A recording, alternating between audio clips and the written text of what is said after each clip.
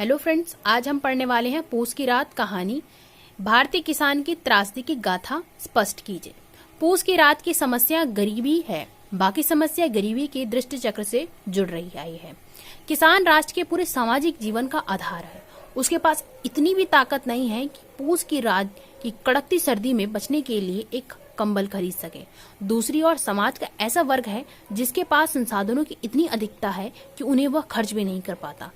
यही है आवारा पूंजीवाद का चरम विकृत रूप, जिसकी वजह से समाज में आर्थिक विषमता की दरार दिन प्रतिदिन बढ़ती जा रही है। अर्थव्यवस्था की इसी पूर्णता एवं विकृति पर यह मार्मिक कहानी व्यंग्य करती है। प्रेमचंद ने सर्दी के प्रतीक से इन दोनों वर्गों की तुलना दिखाते हुए किसान की कड़वी हकीकत को उकेरा है। हम यहाँ पर देखते हैं कि किस तरह से प्रेमचंद्र है वह किसानों की मार्मिकता को, गरीबी को दर्शाते हैं और जो पूंजीवादी व्यवस्था है उसका विरोध करते हैं। ठीक है, इसमें एक पैरा दे रखा है छोटा सा, जिसमें क्या है, पूस की रात कहानी का बारे में पता रखा है। हल्कू ने घुटनियों को गर्दन में चिपकाते हुए कहा, क्यों जबरा, जाड़ा लगता है? कहता तो था घर में पुआल पर लेटा रहे। तो क्या यहाँ क्या लेने आया है? अब खाओ ठंड। मैं क्या करूं? मैं यहाँ हलवा पूरी खाने आया हूँ। आ रहा हूँ, दौड़े दौड़े आगे चले आए। कल मत आना मेरे साथ, नहीं तो ठंडे हो जाओगे। यह खेती का मजा है और एक एक भगवान ऐसे पड़े हैं जिनके पास जाड़ा तो आए तो गर्मी से घबराकर भागे। मोटे गद्दे, लिहाफ, कंबल मजाल है कि जाड़े का गुजर हो जाए। तकदीर की खूबी है, मजूरी हम करें, मजा दूसरे लूटे। ये सिर्फ हल्कू की वेदना नहीं है, बल्कि भारतीय किसान के हृदय की वेदना है, जो आज भी किसी मुक्तिदाता का इंतजार कर रही है। हल्कू तो सिर्फ एक माध्यम प्रतीक है। यह हल्कू की कहानी नहीं, बल्कि इसके माध्यम से कृषि प्रधान में रह रहे अरबों लोगों के पेट भरने वाले उस अन्नदाता किसान के हृदय की विदारता कथा है, जो सूरज के उदय होने से पहले खेतों में आ जाता है और अस्त होने के बाद भी खेत की मेड़ पर बैठकर अपने सपनों के फसलों के माध्यम से पूरा करने का अरमान सजा लेता है। लेकिन वह अरमान पूरा कहाँ होता है? एक समस्या से निकले नहीं कि दूसरी आकर सर पे खड़ी हो जाती है। एक भंवर से निकले नहीं कि दूसरा उन्हें चपेटे में ले लेता है। अभी तक हमने जितना भी पढ़ा, इसमें प्रेमचंद्र द्वारा जो पूस की रात कहानी है, उसके माध्यम से जो कृषि प्रधान देश है हमारा भारत, उस किसान के अरमानों पर वो किस तरह से रहता है और किस तरह से आज उसकी हालात हो गए हैं। आज हम देखें तो इनकी कोई वैल्यू नहीं करता है। ठीक है, जो किसान है उनको केवल क्या है, उनको सिर्फ जो है उनसे टैक्स ले लिया जाता है, उनसे क्या है, और उनकी पीड़ा को कोई नहीं समझता कि किस तरह से वो अपनी जो मजूरी है वो कर रहे हैं, अपना काम कर रहे हैं, किस तरह से किस हालात में कर रहे हैं, कोई उन्हें नहीं जानता। वहीं प्रेमचंद्र द्वारा क्या है, इसमें किसानों की जो किस तरह से उन्हें प्रताड़ना की जाती है, किस तरह से उनको क्या है, उनकी जो वेदना है उनको यहाँ सामने रखा गया है। इसके बाद है, इसी जद्दोजहद में उसकी पूरी उम्र कट जाती है। एक दिन वह इस संसार को हमेशा हमेशा के लिए छोड़कर अनंत यात्रा पर चला जाता है।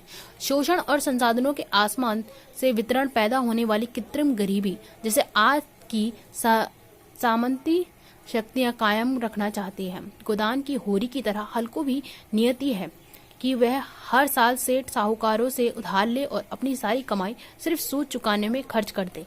उसने कंबल के लिए 3 रुपए बचाकर रखे तो थे, किंतु वह धन सूद चुकाने में ही खर्च हो गया। इस शोषण परक व्यवस्था के प्रति हल्कू की पत्नी मुन्नी की नाराजगी इन शब्दों में व्यक्त होती है। ना जाने कितनी बाकी है जो किसी तरह चुकने को नहीं आती। मैं कहती हूँ, तुम क्यों नहीं खेती छोड़ देते? मर मर कर काम करो, उपज हो तो बाकी दे दो। चलो छुट्टी हुई, बाकी चुकने के लिए ही तो हमारा जन्म हुआ है। पेट के लिए मजूरी करो, ऐसी खेती से बांझ आए। यह किसान दंपति के दर्द को चरमोत्कर्ष है। उसका शोषण इस कदर हुआ है कि वह किसान की बजाय मजदूर ज्यादा मजदूर ज्यादा करने लगा है, मजदूरी ज्यादा करने लगा है। यानी कि क्या है, ये जो अभी हमने पढ़ा पैराग्राफ, इसमें क्या है, जो सामंती व्यवस्था है, हम देखते हैं यहाँ पे जो सामंती व्यवस्था है, जो शक्तियां हैं, वो केवल क्या है, अपना ही राज कायम रखना चाहती है।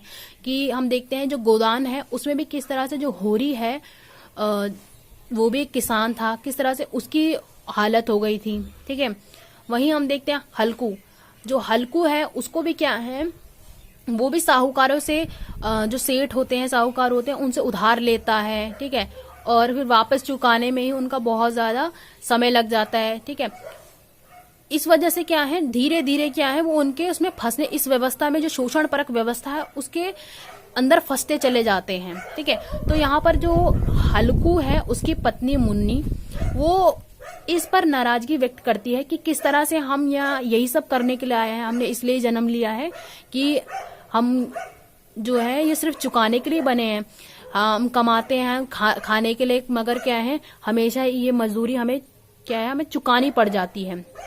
तो इस चीज के बारे में हमें बताया गया है। तो इसमें बताया गया कि किस तरह से जो है, जो समाज है वो शोषणवादी व्यवस्था से क्या है, पूरा भर चुका है, जिसमें क्या है, सिर्फ जो छोटे किसान हैं, जो किसान वर्ग हैं या मजदूर हैं, उनको केवल शोषण किया जा रहा है। जो पहले किसान हुआ करते थे वो अब क्या है, केवल मजदूर बनकर रह गए हैं। यानी कि उन्हें मजदूरी, उन्हीं के खेतों में क्या है, उन्हें मजदूरी करनी पड़ रही है। आगे है, इस देश में आज से नहीं, सदियों से गुलामी से लेकर आजादी तक, पाषाण युग से आज वैज्ञानिक युग तक बस एक ही काम हो रहा है, और वह काम यह है कि हम अपने अन्नदाता, अपने पालनहार किसान के पेट पर लात मारते ही चले आ रहे हैं। पहले किसानों का शोषण अंग्रेज, जमींदार, सेठ और साहूकार करते थे, और अब नेता, नौकरशाह, पूंजीपति और सरकारी कर्मचारी मिलकर करते हैं। अब हम यहाँ पे देखते हैं कि किस तरह से, ऐसा नहीं है कि ये केवल अभी से आया है किसानों पर शोषण, नहीं, ये बहुत पहले से चला आ रहा है। किस तरह से जो जमींदार थे, किस तरह से उन पर टैक्स लगाए जाते थे, है ना, जो उनसे उनकी जो वो खेत हुआ करते थे वो उनसे ले लिए जाते थे। ठीक है, धीरे धीरे क्या है, ये लोग, हम जैसे लोग जो हैं, इनका केवल शोषण ही करते आ रहे हैं। देखते हैं धीरे धीरे जो पहले जो अंग्रेज करा करते थे, जो जमींदार करा करते थे, वो क्या है, धीरे धीरे नेता लोग, आज वर्तमान समय में नेता लोग, नौकरशाह, जो पूंजीपति वर्ग हैं, वो इनका सबका क्या है, ये सब मिलकर क्या है, किसान का केवल खून चूस रहे हैं। ठीक है, यानी कि उनसे मजदूरी करा रहे हैं उन्हीं के खेतों में। बस इतना आया है कि गोरी त्वचा वालों की जगह अब काली त्वचा वाले अपने लोग शोषण कर रहे हैं। यानी कि पहले तो जो गोरे यानी कि अंग्रेज किया करते थे शोषण, मगर अब क्या है, काले यानी कि जो भारतीय लोग हैं वही अब क्या है, उन पर शोषण कर रहे हैं। ठीक है, सत्ता बदली है लेकिन स्वरूप वही है, मानसिकता वही है। अन्यथा क्या कारण है कि देश की तमाम हिस्सों में आकर किसानों के देश की राजधानी नई दिल्ली में नग्न होकर प्रदर्शन करना पड़ता है।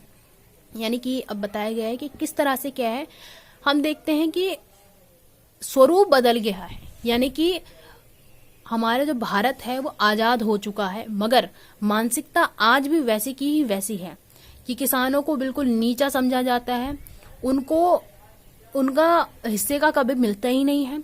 आज हम अगर वर्तमान में हम देखें तो किस तरह से जो राजधानी होती है वहां उन लोगों को प्रदर्शन करना पड़ता है अपने लिए कि हमें शोषण मुक्त किया जाए, किस तरह से जो उन पे शोषण हो रहे हैं, है ना, उनको खत्म किया जाए।